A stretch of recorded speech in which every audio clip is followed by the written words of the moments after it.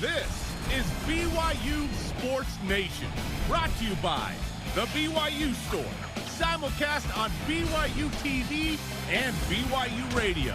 Now, from Studio B, here's Spencer Linton and Jarom Jordan. BYU Sports Nation is live, your day-to-day play-by-play in Studio B, presented by the BYU Store, official outfitter of BYU fans everywhere. Monday, November 15th, wherever and however you're connected, great to have you with us. I'm Spencer Linton, teamed up with the guy who partied hard on Saturday, all in the name of BYU winning, Jarom Jordan. Listen, around Provo, we like to party. Woo! I know your name's Rod, and you like to party. Yep.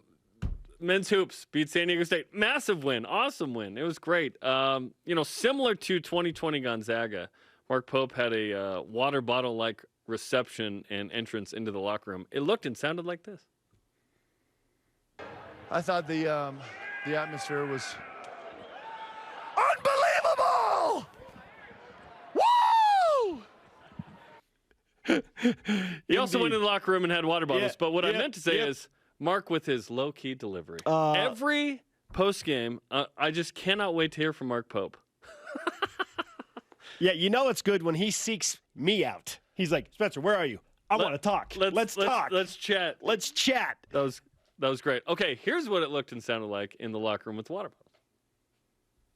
I need another one. Let me get that one. Hey!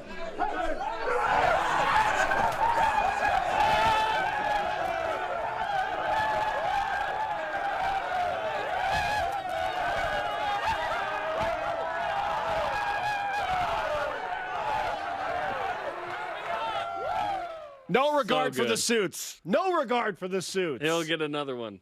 Don't worry. Yeah, maybe that's the thing. He can afford Ruin the suit. Let's buy another one. He can afford another one. Let's continue a winning weekend into a winning party on a Monday with today's show lineup, including BYU head football coach Kalani Sitake and his growing stock nationwide. He's a popular candidate for some big-time coaching vacancies. How concerned are you as a fan about BYU keeping him or having Sitake leave with a potential departure?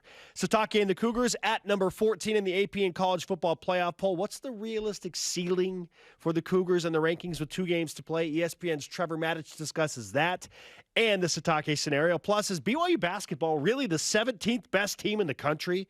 Which national writer thinks so? Bring on today's BYU Sports Station headlines. Men's hoops beat San Diego State 66-60 in the Marriott Center Friday night, thanks to 17 points and some clutch shooting from super senior guard Alex Barcelo. Screen set by Traore. Lucas scribbles toward the timeline, bounce pass on the drift to AB for 3. He was hit on it, and he scored it! And he scored it! It should have been a foul! It should have been a 4-point play! And it's a big 3! It's a 3 for AB! It should have been a 4-point play. He was fouled on that. I heard the slap. Yeah. It was obvious that his right hand got pulled. Tijon Lucas went 8 for 8 from the free throw line to help seal the win. The Cougars are 2-0, head up to Portlandia to play Oregon tomorrow night on ESPN and BYU Radio. Why am I not going to this game again? Great question. BYU football at number 14, as I just mentioned in the latest AP poll, number 15 in the coaches poll, which we don't really care about. And holding steady at number 14 in the rankings that matter most, the college football playoff poll. The Cougars have 3 weeks left to make a move further up those rankings. They'll visit Georgia Southern after the bye week this Saturday in Statesboro, 4 p.m. Eastern on ESPN+. We also just received kickoff time and television information for BYU at USC Thanksgiving weekend, Saturday, November 27th. ESPN, the mothership, will broadcast the Cougars and Trojans from the Coliseum at 10:30 p.m. Eastern, 7:30 Pacific. Sorry, East Coasters, but we do appreciate your dedication to Cougar football. Hey, let's go. It's ESPN. I thought it might be worse. Cougars in the NFL. Daniel Sorensen had an interception for the Chiefs. Taysom Hill had 49 yards on 2 passes, 3 rushes, and a catch for the Saints. Sione Takitaki had 5 tackles, 1 for loss for the Browns. Kyle Van Noy had 5 tackles, a sack, a forced fumble with the Patriots. And your boy Dax Milne had 2 catches for 22 yards for the Washington football team. How crazy is it that Taysom Hill threw a pass, caught a pass, and rushed? Like, that is insane. Nobody else is doing that in the NFL. No, it is insane. It's just kind of a bummer that he's not the backup. He was competing for the starting spot, and now he's kind of the third spot. Hey, well, they've clearly He's doing it valued in him in other a different way. Yeah. Fourth seeded and 13th ranked BYU women's soccer dominates New Mexico in the opening round of the NCAA tournament. 6-0. 5 of those goals in a 25-minute span of the second half. Brecken Mazingo scored twice in 2 minutes to open up the onslaught. BYU will now head to Charlottesville, Virginia on Thursday for a matchup with Alabama in the second round. The winner there will likely face number 1 overall seed Virginia in the Sweet 16. Game time and broadcast details for BYU Alabama will be announced later this week. But you know what? Let's just revel in that big victory on Saturday night for a moment more with this. Johnson way off the line. Cameron Tucker, an open net, and BYU has scored first. And what was weird is I wish you had gotten excited. It was such a slow first half. BYU had ripped off a bunch of shots. It felt like the Utah State game. Don't you dare bring it I know, it looked like that statistically. Yeah. So it was good to see that breakthrough with the first goal. Yep. Good. They scored a bunch more after that. Yeah, let's go. Number 5 women's volleyball. Oh, lost his hat. Ah! They won in 4 against LMU Saturday in front of 3,500. 24-22. Blocked by BYU and down! The Cougars beat LMU in 4 on Senior Day. Yes, they did. 6 seniors honored. Congratulations to them. Hopefully we'll have a first, second round coming up December 3rd and 4th in the NCAA. Kennedy Eschenberg became the rally era leader in solo blocks and 4th in total blocks. Congratulations. That's awesome. Cougars hit the road for Pacific and Santa Maria this week. 4th-ranked BYU women's cross country finished 3rd, but the number 8 BYU men's team took 1st in the NCAA Mountain Regional at Timpanogos Golf Club on Friday. The victory by the men grants them an automatic bid to the NCAA Cross Country Championships. I wasn't sure if they were going to make it, Spence. Now the women... I was real nervous there. On that note, the women fully expect an at-large bid to Nationals this Saturday. I didn't even know that was happening. Who cares? BYU was going to be in. Women's hoops beat Mountain West Conference preseason number 1 Fresno State 80-64. Okay. Get that out of here. Led by 22 points each from Paisley Harding and Shaylee Gonzalez. Steal by the Cougars. Gonzalez, 2 more. 22 for number 2. Lauren Gustin had a double-double, 16 points, 13 rebounds. She's amazing. Cougars 2-0, host Arizona State tomorrow. Early game, one of 2 kids' games, 2 Eastern time. It's going to be a fun environment against a Pac-12 opponent. Let's go. A little Wednesday matinee basketball. Okay. You know? Okay, we'll mark it down. We'll do it. Former BYU soccer star Ashley Hatch and her professional team, the Washington Spirit, win 2-1 and advance to the NWSL Championship. Hatch, the Golden Boot winner of the league for scoring the most goals in the regular season, 10, will lead her team into the title match against the Chicago Red Stars. J.J. Watt's wife is on that team. Also, Julie Ertz of the national team. Chicago's loaded. They get Washington. No one breaks down the NWSL like BYU's football. Next Saturday in Louisville, Kentucky. Good luck to Ashley and the Spirit. Neutral site? Why? I don't know. And Cougar Hoopsters overseas, Brandon Davies, 12 points, 5 boards, 5 assists in Barcelona's first league loss. Kyle Collinsworth had 13 points, 16 rebounds, and 8 assists in 2 games in Japan. And Brandon Averett, 27 points in a win in Cyprus. That's a 9-headline Monday. Oh! And we stung the song. Yep. How about that? Man. It was We perfect. hit the post. Woo! All rise and shout. It's time for What's Trending. You're talking about it, and so are we. It's What's Trending on BYU Sports Nation. Kalani Sitake Appreciation Day in Studio B. BYU football now in the midst of back-to-back years where they have been ranked in the college football playoff top 15. They hadn't done it ever until last year, and now they've been in the top 15 in back-to-back seasons. All it took was a pandemic. The Cougars have won 19 of their last 22 games overall and are 5-1 against Power 5 teams this season. Kalani Sitake is the head coach at BYU, 46-28 overall, now into his 6th season as the man in charge. BYU is a dark horse candidate for a New Year's 6 bowl game bid in 2021. What? Recruiting is on a considerable and very nationally recognized uptick, so naturally, Sitake is a hot ticket item for the growing number of high-level coaching vacancies in the college football world. USC and Washington, notably. In fact, a recent article from Bruce Feldman of Fox Sports and The Athletic places Sitake firmly on the radar of Washington. Jarom, my question is there a chance Kalani Sitake takes the Washington or another coaching job. Yeah, there's a chance. I hope he stays, and I think he will stay. Is there a chance? Sure. So you're saying there's a chance? Yes. But I believe that Kalani will stay here. The question is, and it's our question of the day, which we'll get to, is will BYU do what it takes to keep him and staff? The staff matters. Having Kalani Sitake as the defensive coordinator, that matters. Having Aaron Roderick as the offensive coordinator, that matters. And Sitake and these guys. It's a really good staff. And let's walk through one of my theories. This isn't a calling in the church. We don't raise our right arms and sustain Kalani Sitake as the head coach. It's a job. It's a job. It's a job that a 70 talks to him about, or an apostle when he's hired, but it's a job. It doesn't mean he's going to be here forever. He's jokingly said, I want to be the Polynesian Lavelle, a.k.a. I want to stay here forever and be, winning and help this school in the best way he can. Kalani Sitake loves BYU. He wants to be here. I imagine he would want to be here as long as he possibly can.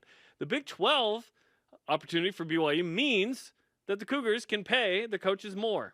How soon will they do it? Can they do it now? Because to keep Kalani Sitake would be, to me, probably the most important thing that could happen in BYU athletics. Talk about a lot of important people. Tom Hummel being the athletic director and the two head coaches of the most high-profile sports, Kalani Sitake and Mark Pope. They are the right people for the job right now. All three of those guys I just mentioned. BYU needs to do what it takes to keep him. What does that mean? Does it mean double his salary? Does it mean double the salary of his coordinators? I'm not exactly sure, but there is a price for everything. Everything can be undone. You can undo a ceiling in the temple. Everything can be undone, okay? He's under contract. He can just bounce, be bought out. BYU needs to do what it takes to keep him. What that means is to be determined between Kalani and staff. I'm guessing Kalani would say, make sure my assistants are paid, And BYU is a unique place. This is great. A lot of people want to be here. Sometimes that's used to the disadvantage of perhaps some coaches' salary. Hey, we know you want to be here, so we don't have to. There's only so many funds to go around, sacred funds. I get it. I'm hoping that BYU does what it takes because the highest paid employee of the Church of Jesus Christ of Latter-day Saints, I'm talking the business side of it, is Kalani Sitake. BYU needs to keep him because guess what? BYU and the brand and let's be honest, like the brand of the church to some extent domestically, that all is contingent upon how things are going with Cougar athletics to some degree. It's not everything, but to some degree. Keep it going, baby. Get this man paid and his assistants and Mark Pope and assistants. To do what it takes to keep Kalani Sitake. So for me, what it takes is, yes, I am in agreement with you from the assistant standpoint. This is, to me, bigger than just money for Kalani.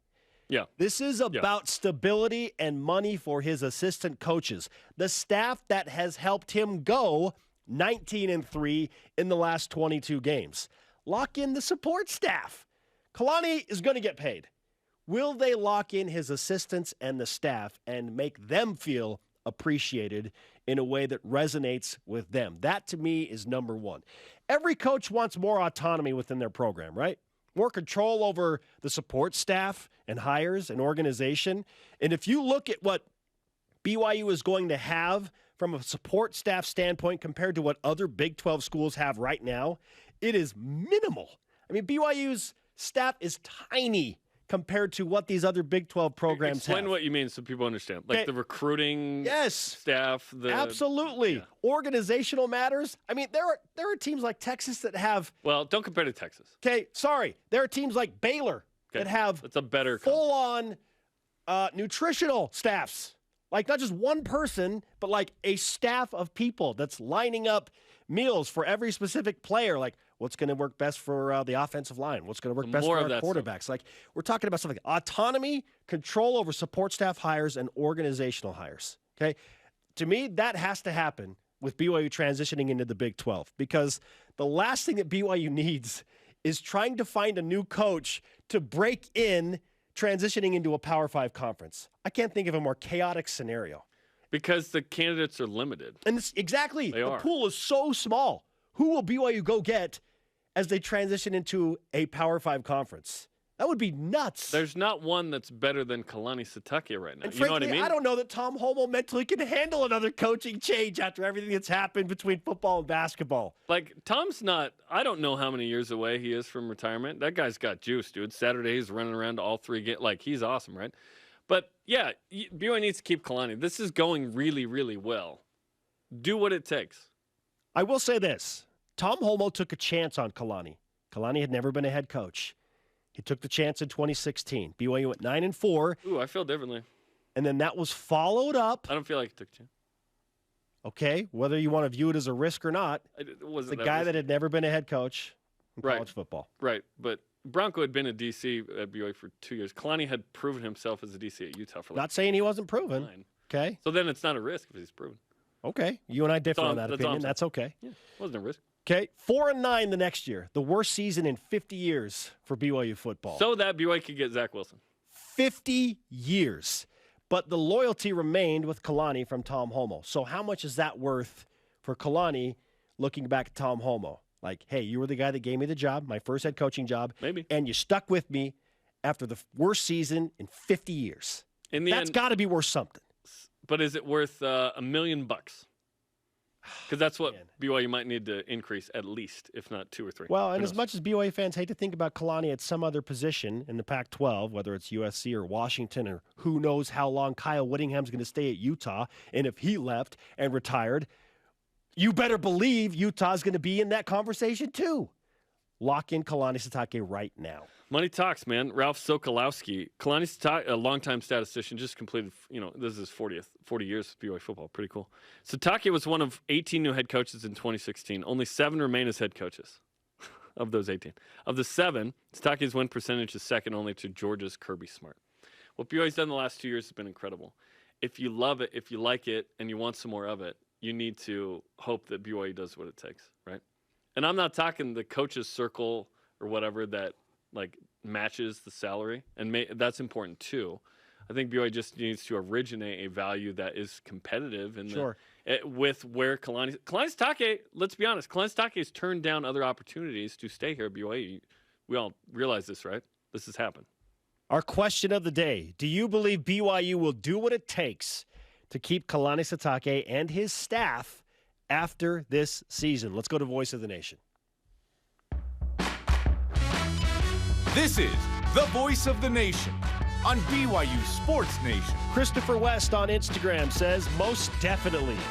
With joining the Big 12 in 2 seasons, who wouldn't want to stay? It's an amazing challenge, and I'm sure Kalani and his staff want to make a bang in BYU's first season in the Big 12. Let's get this. The key is to make sure that Kalani and staff feel appreciated. Now, how you do that is what is so subjective. What? It's money. What are they? And money to people. What are they going to do? Words of affirmation? What are they going to? There are a lot of ways. Control, autonomy, Right. money. But it all comes down to money. The control and autonomy you're talking about is money in 2 parts of the program. It's all money in this conversation to me. Instead of, you're doing a great job. Oh, I'm good. I'll stay. Coming up, who was more clutch in the win over San Diego State, Barcelo or Lucas? Trevor Matich of ESPN discusses the Sitake situation at BYU and his growing stock. Plus, has BYU football peaked in the college football playoff poll? This is BYU Sports Nation.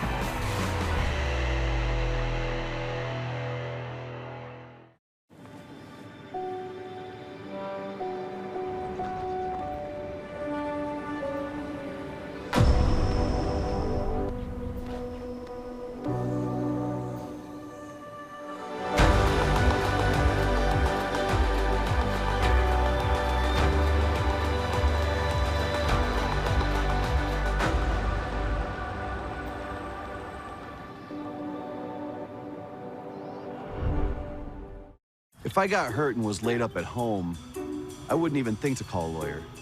What a hassle. I'd want to meet them first. What if I told you that for your first consultation, your lawyer will come to you, home or hospital? Really? Really? They do that? If you've been injured, we'll come to you. It's your job to get better. It's our job to deal with the insurance companies. Learn more at siegfriedandjensen.com.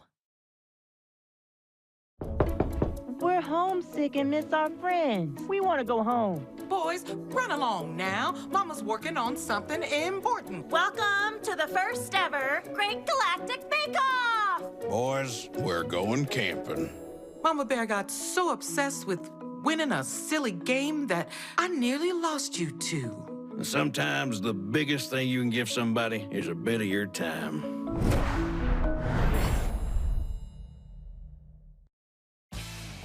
BYU Sports Nation is presented by the BYU Store, official outfitter of BYU fans everywhere. It's another Kalani Sitake and Mark Pope combined coaches show. Special day Wednesday because BYU men's basketball plays Tuesday night against Oregon. So check it out Wednesday night, 8:30 Eastern on the BYU TV app. We are live in Studio B with your day-to-day BYU Sports play-by-play. I am Spencer Linton, teamed up alongside Jarom Jordan. You know what time it is.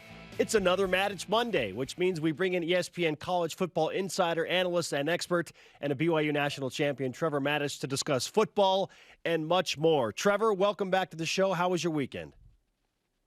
It was a great weekend. BYU remained undefeated this weekend from a standpoint of them. The Washington football team beat Tampa. It's been a pretty good football weekend. Absolutely. Okay, because BYU football has had so much success, not just this season, but even the season prior, Kalani Sitake's name is being tossed around as a potential fill-in, as a guy that could take high-level college jobs at a number of different places. We're asking today, do you believe BYU will do what it takes to keep Kalani Sitake at BYU? I think they should. They absolutely should. I mean, in Coach Sitake, they have a guy that could potentially have the same kind of a run in terms of longevity that Lavelle Edwards had, where he could stay there for decades. And as long as they pay him so that somebody else doesn't make it worth his while to go ahead and leave, so that his family has generational wealth in a different spot that he might not be able to get at BYU, then I think he would be inclined to want to stay. Going to the Big 12 is the big issue here, because that will allow recruiting to improve.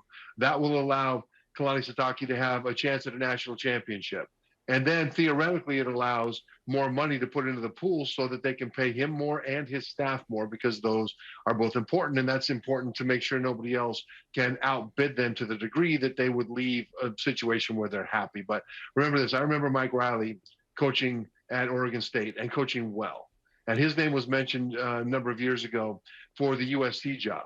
And his response was, you know what, I'm happy here. And when you're happy, stay happy. So I think BYU should do everything they can to keep Kalani Sitake and his staff happy. That's certainly the hope, Trevor. And how willing is the Church of Jesus Christ of Latter-day Saints of BYU willing to pay its highest paid employee, right? Spencer and I are not even close on that list. We're trying, but we're not even close. That's the question. Certainly BYU will make more being in the Big 12. How much more is to be determined with the new contract in 2025. But there's a guy like Aaron Roderick who, honestly, is a very hot commodity, could be an OC just about anywhere, given how he's performed. So it's Kalani, it's the staff, and I know that BYU wants to. Well, I feel like they do. I don't know that. But will they? Will they? Because at times this place can be frugal for obvious reasons connected to the church, sacred funds and whatnot. I'm interested to see if they'll do it, because BYU's been too good these last 2 years to not get plucked from, in some form, at least offered. What do you think? Well, you're right that a lot of those coaches, not just the head coach, but assistant coaches, will be drawn out of there. I mean, you look at Baylor, Jeff Grimes, the former offensive coordinator at BYU, is now the offensive coordinator at Baylor. And they've got the same kind of offense that he had at BYU, one of the most physical offenses in the country with a very good passing game to go with it. Eric Mateos was his offensive line coach here, and he followed him over to Baylor. He was a hot commodity as well. Talking about Aaron Roderick, I mean, quarterback coach of Zach Wilson, and then quarterback coach of Jaron Hall, who has filled in not just admirably, but at the highest levels. So 2 consecutive guys that Coach Roderick has been able to coach up to the highest levels. And because of the success of Coach Grimes as coordinator at Baylor, that makes people think, other places think, that this would be a consistent coaching pipeline coming out of this BYU offensive staff. And so these are things they do have to worry about. But I think when you talk about the money, the funds, and how much would they be willing to pay their highest paid employee, where they have a reason to not judge this the same way is that football is, especially at the Power 5 level, is its own entity with its own funding. A lot of the biggest programs, football programs in the nation, are separate from university funding. They get their money from their football revenue sources, media, et cetera. And they pay all their coaches' salaries and everything else out of that. They pay their expenses out of that. And many of them return money back to the university. And so they're actually helping to fund the university. So people that claim in some universities that our football coach is making $4 million a year and our highest professor, those kinds of things, they need to look deeper into where that $5 million or $4 million comes from, and then how much goes back to help pay for those university professors as well. BYU going to the Big 12, we don't know exactly what the media rights will be there, especially initially without Oklahoma and Texas, them going to the SEC. But the funds will go up for the Cougars. And because of that, it wouldn't be so much that the university and even the church is taking money out of their coffers to pay more to the football coach. It would be that football is generating more revenue, and that's more to pay the football coach. Well stated. ESPN's Trevor Matich with us on BYU Sports Nation. Let's shift gears now back to the actual football and BYU with Kalani Sitake. Now having 2 games remaining at this point in the college football season, Trevor, is it more about what Sitake, his staff, and the Cougars do on the field, or what teams ranked around them do if BYU is to continue to climb the rankings? You know, Spencer, BYU can't help themselves on the field. They can't hurt themselves. If they beat Georgia Southern and USC 50-0 each, that won't give them enough juice to move up. Although USC is going to be a dangerous team playing the last game of the year with a bunch of guys heading off into the NFL, you know, you never know which USC you're going to get. Even so, from a standpoint of the committee and the rankings, I don't think that they can help them. They can hurt themselves by struggling, you know, obviously if they lose. But even if they win close games, they can put themselves in the same conversation that Cincinnati has. Cincinnati, for the last 4 weeks, has essentially played down to the level of mediocre competition and struggled to put them away until late. And BYU doesn't want to be in that conversation because we're not talking playoff, but we are talking New Year's 6. And there have only been 2 teams in the playoff era that have gotten an at-large berth into the New Year's 6 that have not been ranked in the top 10. BYU sits at number 14 coming into this week's ranking. And so they've got to move up a lot. Therefore, they need a lot to happen above them. Those things are possible, but it would be quite a bit of help in order for them to get to the top 10. It'd be fun to see it. We'd love to see it. And I want to ask you this. Do you believe BYU will play in a bowl not named the Independence Bowl? They might. I mean, they could go to the Fiesta Bowl.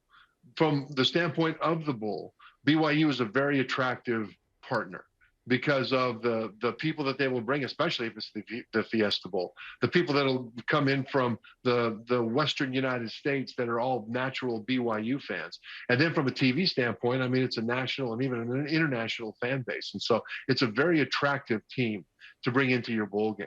The question is, will the committee have BYU ranked highly enough to be able to put them in the Fiesta Bowl?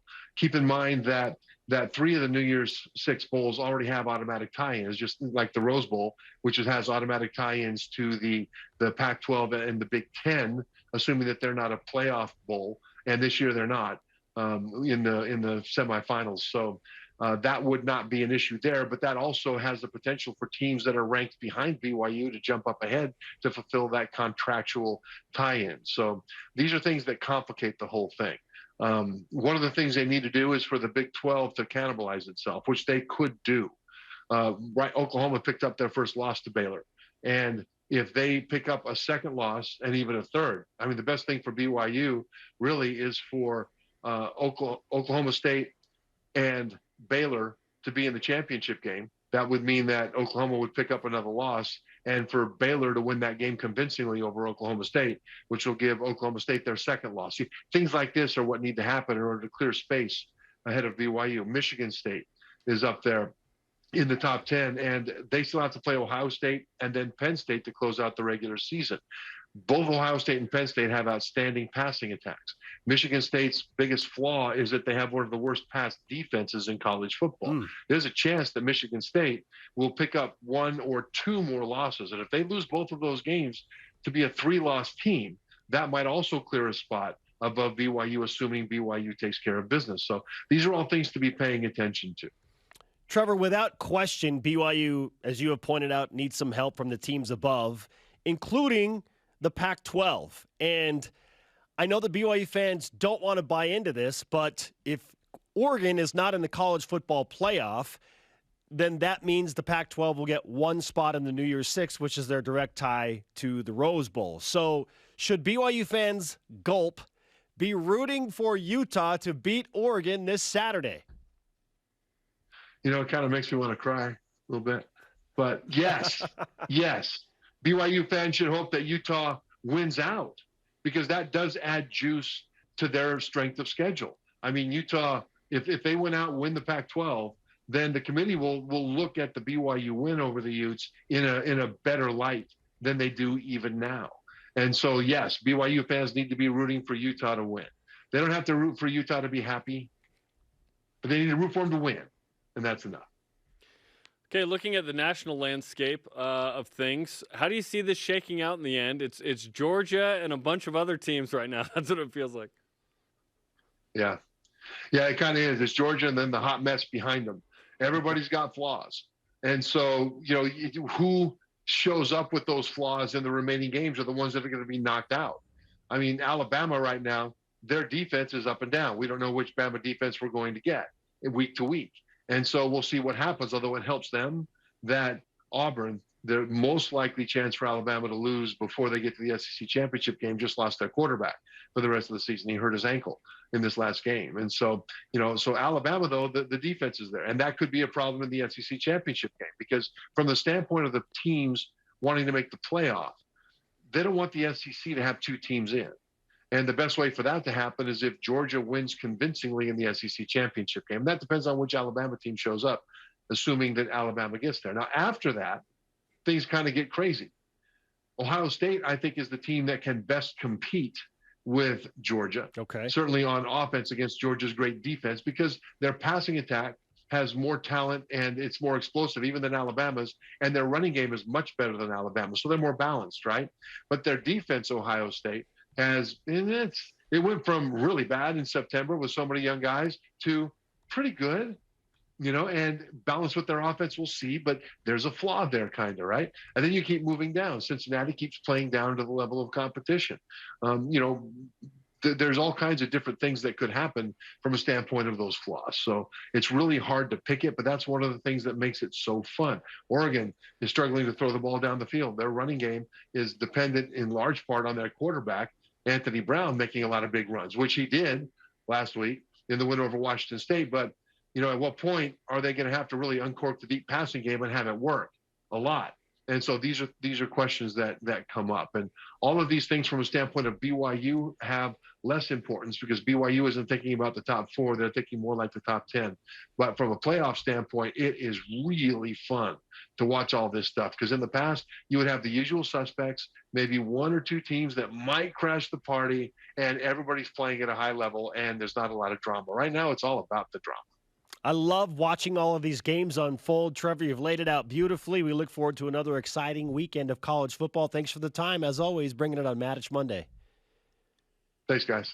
ESPN's Trevor Matich with us. There are some scenarios that could play out. It's just a matter of percentages, and right now they don't favor BYU. I'm all about it. Coming up, reaction from Friday's men's hoops win. What does it mean for the Cougars? And is it now time for Mark Pope and his staff to finally commit to polos? There's so many water incidents happening. This is BYU Sports Nation. Hi, Hi, Spencer Linton here, letting you know when your company joins the BYU team as a corporate partner, your brand can be featured in sports programming on BYU TV and BYU Radio. In addition to all of the great games, you can be part of the BYU coaches shows, place your message in Countdown to Kickoff, basketball pre- and post-game shows, and each weekday on BYU Sports Nation. We invite your team to join ours and become a corporate sponsor of BYU Athletics. For details, email sponsorship@byu.edu today. Those who leave the most meaningful legacy seem to be the ones who never intended to. The same person who loses himself seems to be the same that finds himself. And why? Well, they give the best of who they really are with no thought of return. Find a cause you can put your heart into, my son, in which to lose yourself. I started the Deseret Donor Advised Fund for this reason.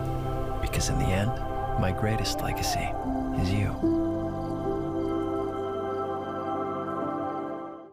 I know what it's like to be overlooked, to be doubted, to fly under the radar. I only had one offer coming out of high school, but I was ready for every moment, every opportunity, and every shot that I got. Now I'm playing professional basketball, aiming to be one of the best shooters on the planet. And I'm just getting started. Be ready for your moment with Rapid Reboot, the future of rapid recovery.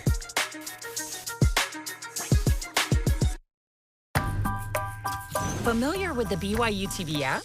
Yes. I beg your pardon? Sure, it's got great original TV shows. But it also gives you access to family films for free. Wow. Awesome! So gather around, grab some popcorn, and let us do the rest. It'll be fun. Watch some of your favorite films anytime, anywhere. With the free BYU TV app. I like it. This portion of BYU Sports Nation is presented by Visible Supply Chain Management. On the latest Deep Blue podcast, I talk with BYU women's golf coach and baller Carrie Roberts about the legacy of her family, the summer haze in golf, the influence of her parents on her life, and the decision to abandon her husband's then recent law degree to return to BYU to coach women's golf. Listen to it on the BYU Radio app and our podcast for fans. She's amazing, new member of the BYU Athletic Hall of Fame, and I was talking to Danny Ainge and Brian Santiago on Friday night about Carrie Roberts dominating them in golf. And if it were true, and Danny said, yeah, she's pretty much kicked our butt. She should, man. She's amazing. Oh, her swing is so sweet. He is Jeremiah Spencer. This is BYU Sports Nation. You know what time it is. Let's whip it. Cougar Whip Around presented by Visible Supply Chain Management, tackling America's most challenging shipping problems. Who was more clutch in the win over San Diego State, Alex Barcelo or Tijon Lucas? That would be AB for 3, especially. When he got fouled on that shot in the corner, knocked it in, and then, of course, the little sidestep at the free throw line that was really the dagger. Right there. You're watching it on BYU TV. He was the guy. Tijon was great at the free throw line. Alex hit the big-time shots. It was both, but it was AB more because he made a couple field goals. Tijon had to make those free throws, though. So, yeah, big time from both. Jeff Goodman has BYU basketball currently ranked 17th in his Goodman Top 25. 17. Pretty good. Too high, too low, or just right? Too high. BYU needs to prove itself a little more. Oregon tomorrow night certainly will be that as well. And Cats is BYU 28th in the top 30.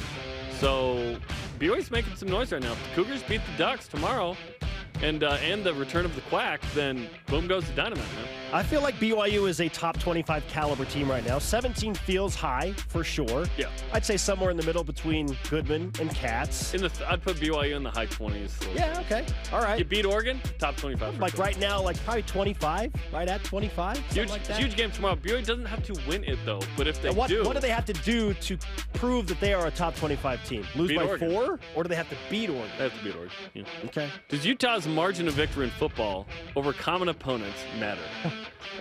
This was a talking point on Twitter Saturday. No. No, it does not. Just like it doesn't matter when BYU fans try and do the same thing to Utah. It doesn't matter. It's the first and only time we're going to put Utah football stats and analytics analysis on the screen. But Johnny Linehan's response to this was amazing because, yeah, Utah beat Arizona State by more than BYU beat them. They beat Arizona by more than BYU beat Arizona. And then Johnny Linehan responded, well, how much did Utah beat BYU by? Fantastic response. Losers talk about margin of victory. Don't forget it. Forget it. It's great to beat Utah. Winners talk about wins. Losers talk about wins. BYU women's soccer, hoping to win some more. They get Alabama in the round of 32 We want Bama! This Thursday. And Got Bama. we have a game time. It's 4 Eastern, 2 p.m. Mountain for BYU and Alabama, waiting on broadcast details. But it's going to be broadcast on the mountain. No, I'm just playing. Is BYU beating Alabama in the round of 32 and getting to the Sweet 16, is that the threshold of success? Is it Sweet 16 or bust for BYU women's soccer? Yeah, it is. This team needs to go to the Sweet 16 to reach the minimum threshold for greatness. This team is awesome. This team could go as far as they want, really. All-time offensive juggernaut. They're going to have to go through Virginia if they beat Bama at Virginia, who knocked them out last year, by the way. They kind of want, Cassie Smith said, they've kind of eyed Virginia. Yes, they need to win against Alabama on Thursday. Or it's not a bust, but it's disappointing for sure. This team's at least Sweet 16 good. Oh, I think you ask them, they'd tell you it's a bust, because once they saw Virginia, they were like, we want the rematch. And then Broncos' face appeared, and they were like, 66. We want the rematch. Hey, by the way, I'm calling you Jamie Rendich-Beck, former BYU women's soccer star who lives in Charlottesville. What's up? She lives in Charlotte.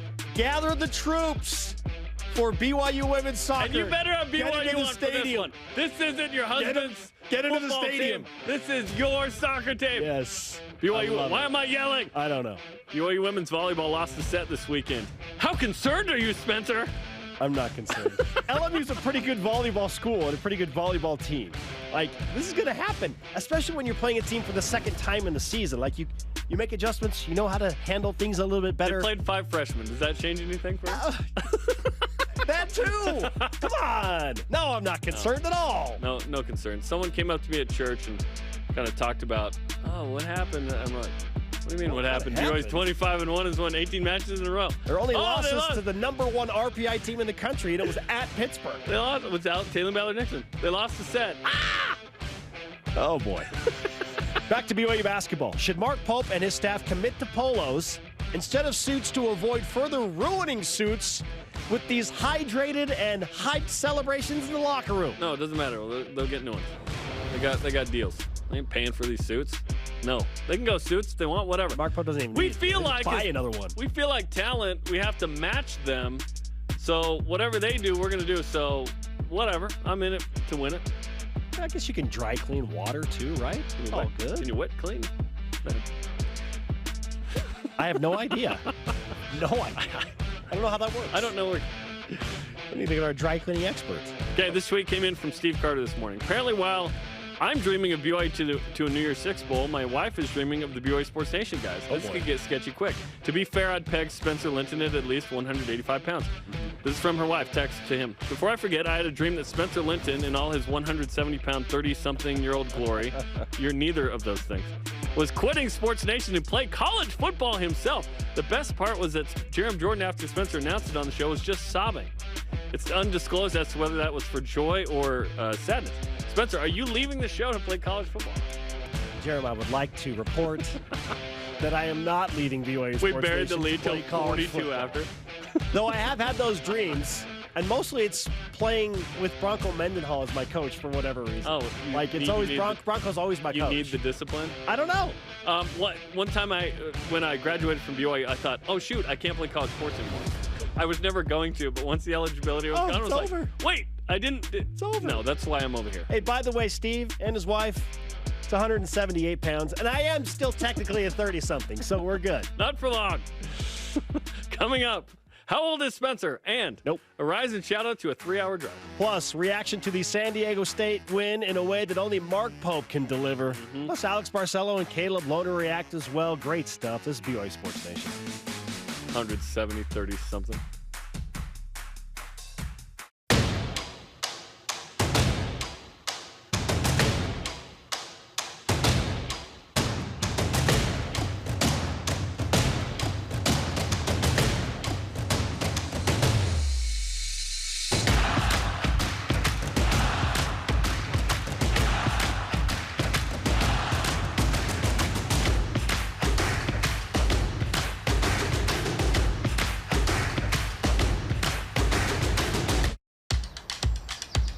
This is where we dominate. Our playground, place of business. This is our promised land, where we seek to find ourselves. And we're here to make sure the spaces our best prove themselves on appear how they should.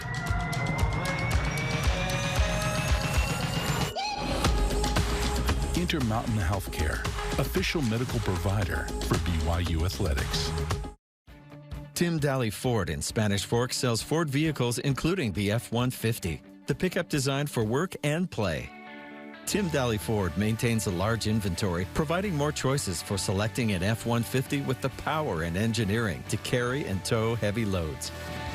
The F-150's design offers comfort, safety, and a range of options to choose from. Think Ford, think Tim Daly Ford in Spanish Fork.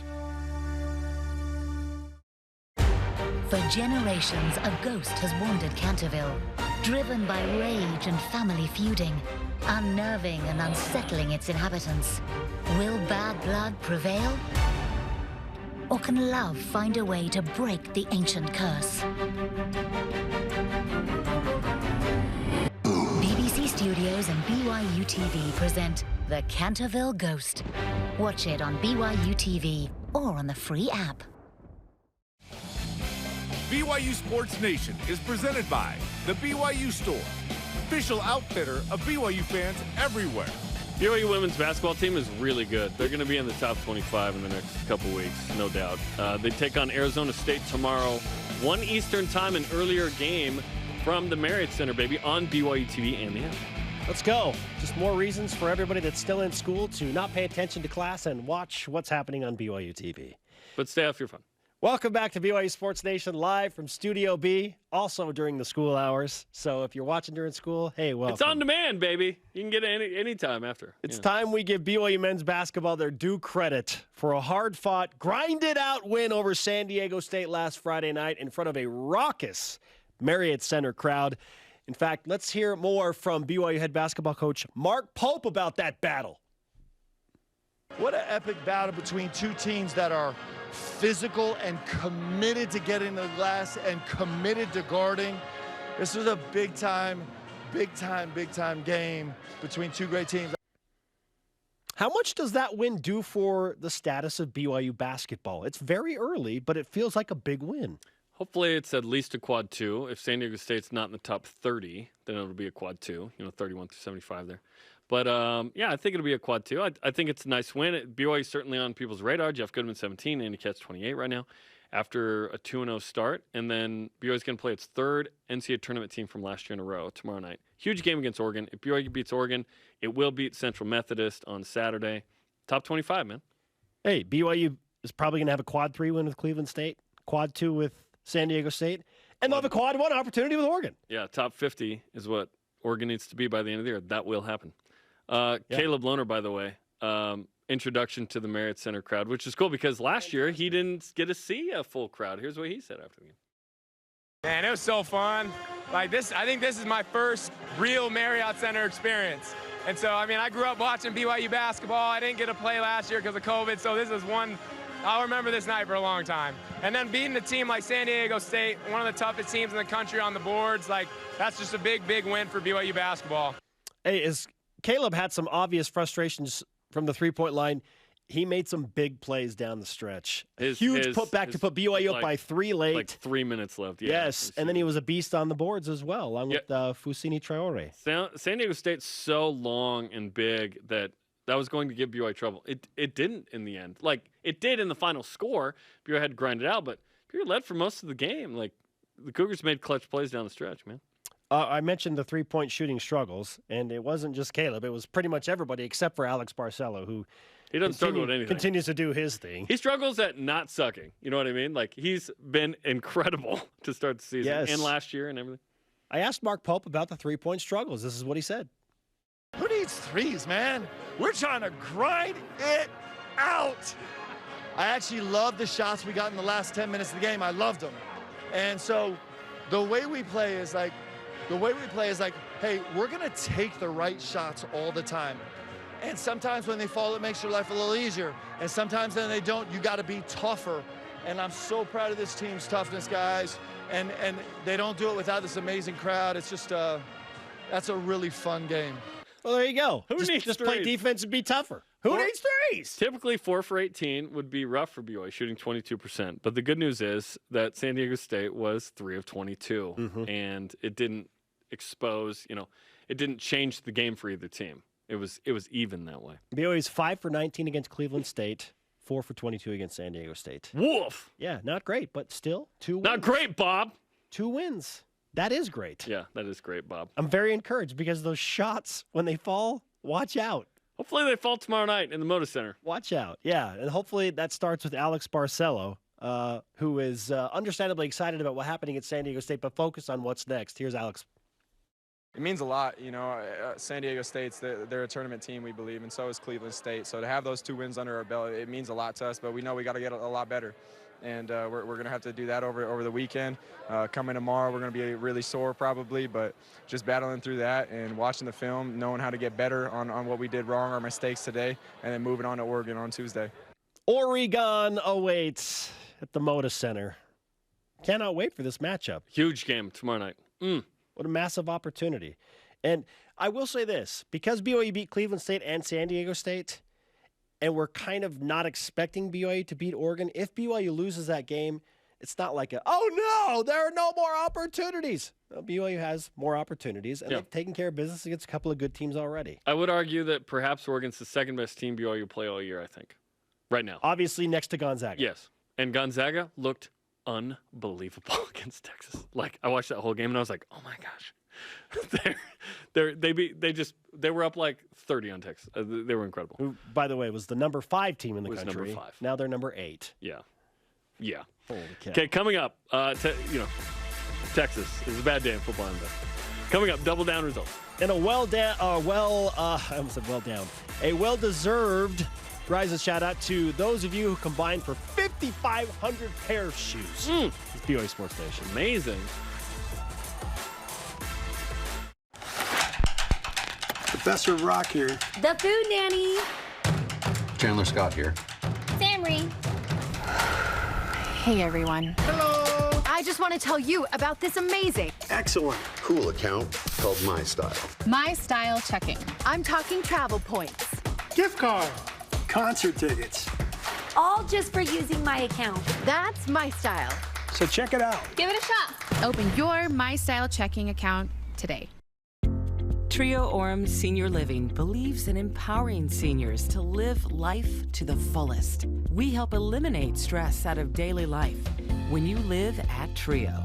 Less time focusing on housework means you can socialize at one of our many events, with safety in mind, of course. And did we mention our spacious apartments with modern amenities? Learn more about setting up a private tour at trioorem.com.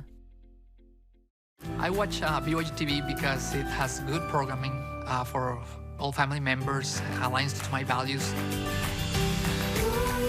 BYU TV really does help me with my parenting. It helps me show my kids good examples of the way that we should live. No matter what you watch or listen, you always leave feeling better. All of us together. Mrs. Dashwood, Miss Dashwood, Miss Marianne, my brother Edward Ferrars. I believe that Edward and Eleanor have formed an attachment. Do you love him? I do not attempt to deny that I like him. I hope she desires them to marry for love. Love is all very well, but unfortunately we cannot always rely on the heart to lead us in the most suitable directions.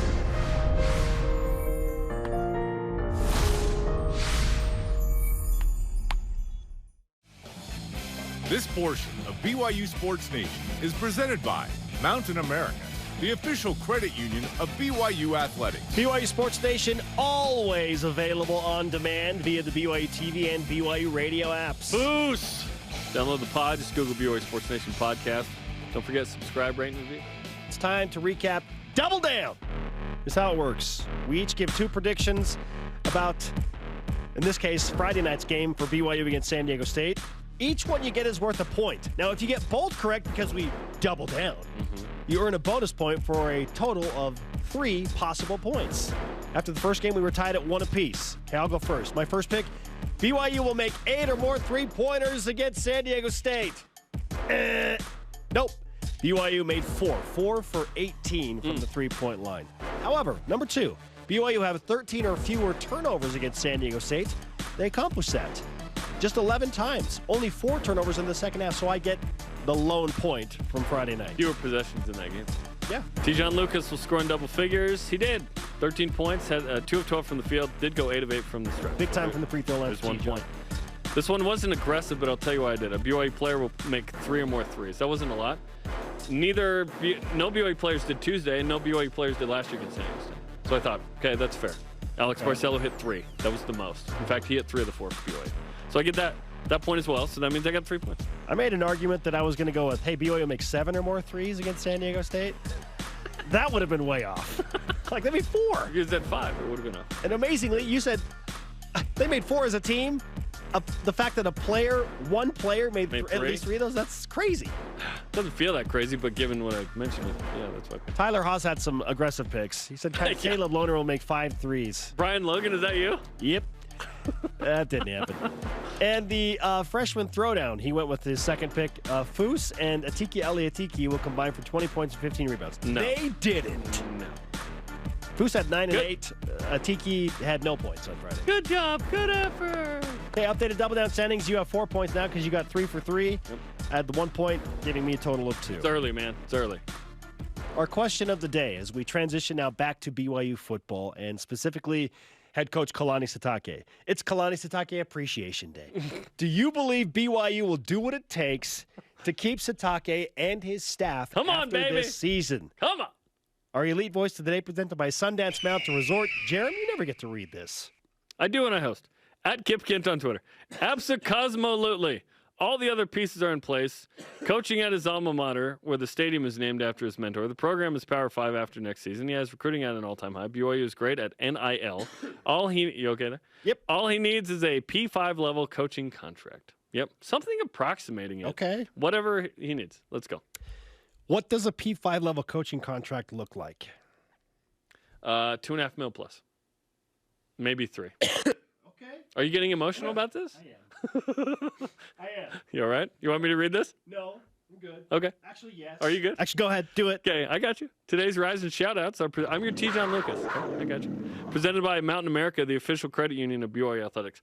Gideon George's shoe drive. Incredible, dude. 5,500 to 6,000 shoes estimated showed up. This is amazing. So many kids in Nigeria are going to be affected for good because of this. So well done by everybody. Yeah, it's my sister included. She showed up and she was like, hey, we were a little bit late to the start of the game because we were donating shoes. Oh, it's all good, man. That's amazing. Okay, women's volleyball seniors being honored. 6 seniors, tremendous impact on this program. A couple have been to the Final Four before, 2018. Pretty awesome. Go! Final home match for soccer. They put up a 6th spot on New Mexico. Amazing. And then we want to shout out to this little girl who drove 3 hours to watch Paisley Harding play. They got to interact after the game, which is super cool. Congratulations to, this girl who got to meet Paisley. Paisley's pretty cool. That's awesome. She is cool. All right, thanks to today's guest, ESPN's Trevor Matich. Sorry to Dennis Pitta, we ran out of time. The conversation continues 24/7 on Twitter, Instagram, Facebook. Use hashtag BYUSN. For Jeremiah, I'm Spencer. Shout out to Luis Lemus. Nice. We'll see you tomorrow for BYU Sports Nation as we push forward with more Kalani Sitake appreciation. And some for Mark Pope probably too. Let's keep doing it until they get more. Go Cougs! Pay the man! Stay here, please.